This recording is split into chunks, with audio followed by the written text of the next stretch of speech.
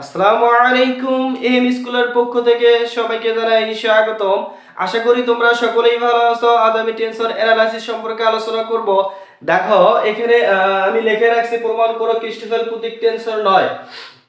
এর আগের ক্লাসে আমি প্রথম অংশ সম্পর্কে আলোচনা করছি।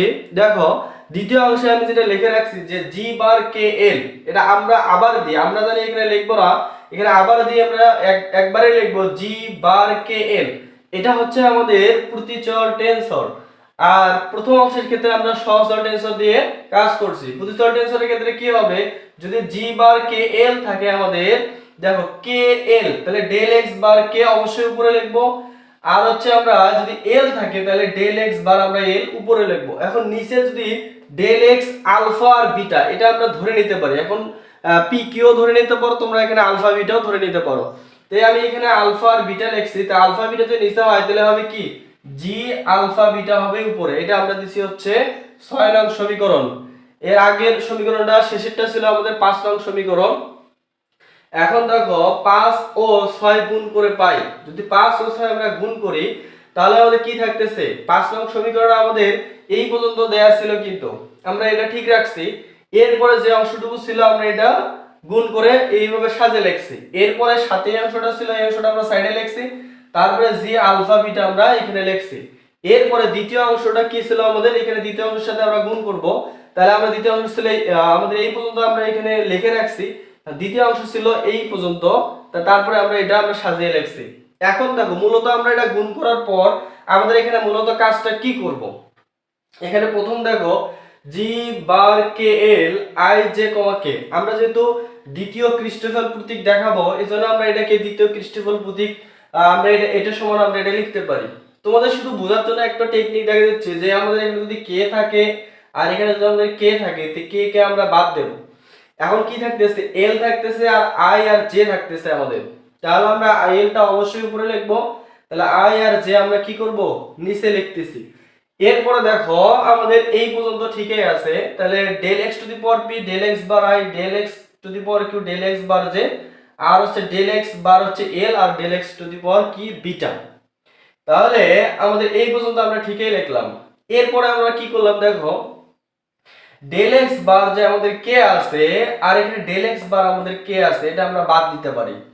এখন আমাদের কি থাকতেছে, del x to the power r আর del x to the power alpha, এটাকে অবশ্যই আমরা কোণিকার ডেল দিয়ে প্রকাশ করতে পারি। এরপরে দেখো এটাকে আবার আমরা এটা সাজিয়ে লিখলাম, আর পি কিউ কমা আর এটাও আমরা সাজিয়ে লিখলাম।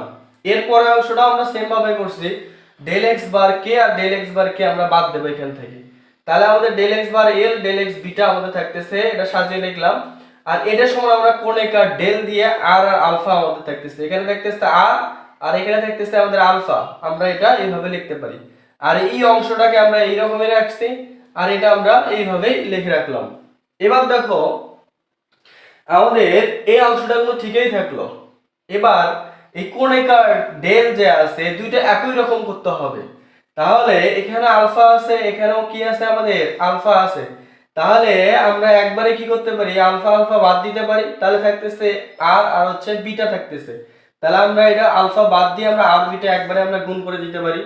তাহলে পি কিউ কমা আর হচ্ছে আমাদের, আর এখানে আমাদের কি থাকতেছে ডেল এক্স বার এল আর del x to the power হচ্ছে বিটা, আর এখানে যা আছে তাই। এবার এখানে একটা লাইন আমি গ্যাপ দিছি, দেখো এখানে আলফা আছে এখানে আলফা, তাই আলফা আলফা আমরা কি করতে পারি বাদ দিতে পারি। এরপরে যে কাজটা করছি আমি, যে আর আছে এই আরও আমরা বাদ দিলাম, একবারে আমরা কোণিকার ডেল নিয়ে আসবো। তাহলে এখানে বিটা আছে আমরা বিটা লিখলাম, আর এখানে পি থাকলো আমরা পি লিখলাম। অর্থাৎ এখানে আলফা আলফা একবারে বাদ দিছি, দেওয়ার পরে এখানে আর ছিল আর এখানে আর আমরা বাদ দিছি। তারপরে এখানে শুধু থাকলো আমাদের বিটা আর থাকলো আমাদের পি। এখন দেখো এটা তো আমাদের ঠিক থাকলো।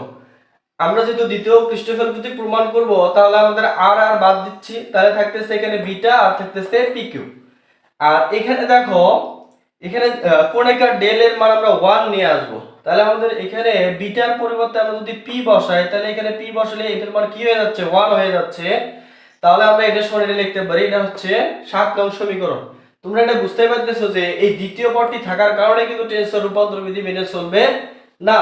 তাহলে সেজন্য আমরা এখানে লিখছি যে 7 নং এর ডান পক্ষে দ্বিতীয় পদটি থাকায় উহা টেনসর রূপান্তর বিধি মেনে চলে না। সুতরাং আমরা বলতে পারি দ্বিতীয় শ্রেণীর কৃষ্ণগল প্রতীক টেনসর নয়।